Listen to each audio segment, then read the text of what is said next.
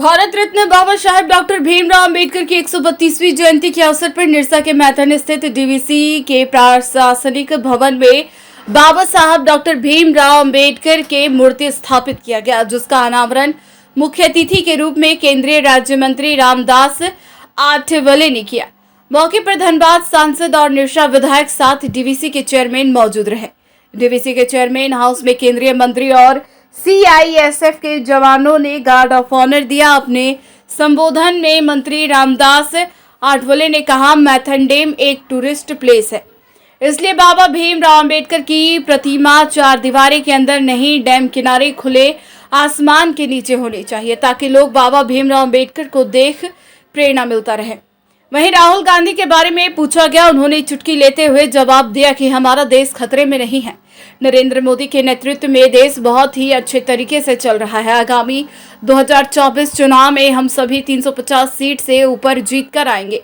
यही बात अडानी और अंबानी की तो भारत के सर्वश्रेष्ठ बिजनेसमैन में शुमार है। बड़ी बड़ी कंपनियों को सरकार की ओर से मदद करने का होता है, इस कारण उसे मदद की जाती है।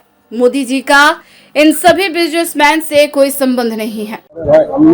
दामोदर घाटी निगम में आज यहाँ बाबा साहब अम्बेडकर जी की मूर्ति का अनावरण हुआ है और मेरे हाथों से ये अनावरण करने का मौका मुझे मिला है। मुझे बहुत बड़ी खुशी है।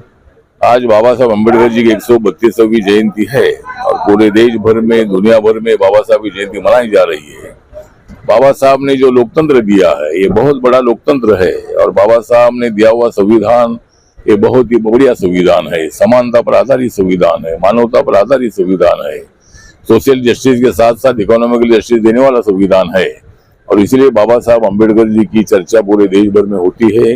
माननीय नरेंद्र मोदी जी ने बाबा साहब अम्बेडकर जी के बहुत सारे मेमोरियल का काम पूरा किया है।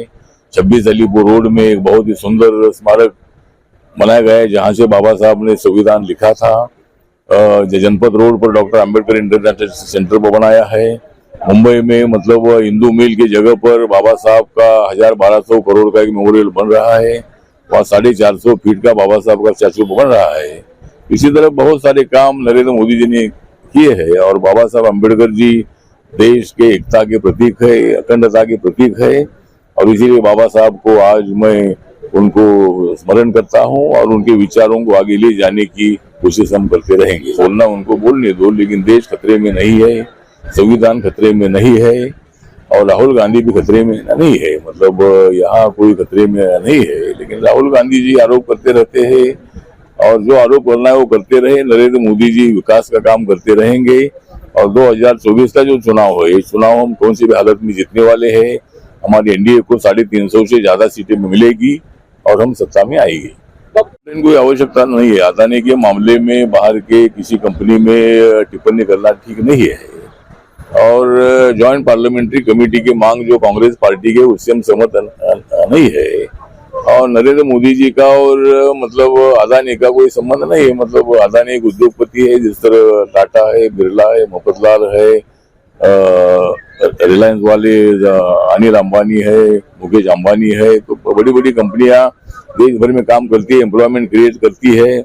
उनको भी सरकार की तरफ से मदद करने की आवश्यकता होती है, लेकिन खाली अदानी को मोदी जी मदद कर रहे हैं, इसी तरह का आरोप बिल्कुल ठीक नहीं है। जो कॉन्ट्रैक्ट उनको मिलते हैं वो मेरिट पर मिलते हैं, उसमें कोई प्रधानमंत्री का कोई सवाल आता नहीं है। लेकिन राहुल बाबा जानबूझकर इसी तरह की टिप्पणी करते रहते हैं, तो इसी तरह उनको जो बोलना है वो बोलने दो, हमारा काम हम करते रहेंगे। न्यूज़ ANP के लिए निरसा से संतोष की रिपोर्ट।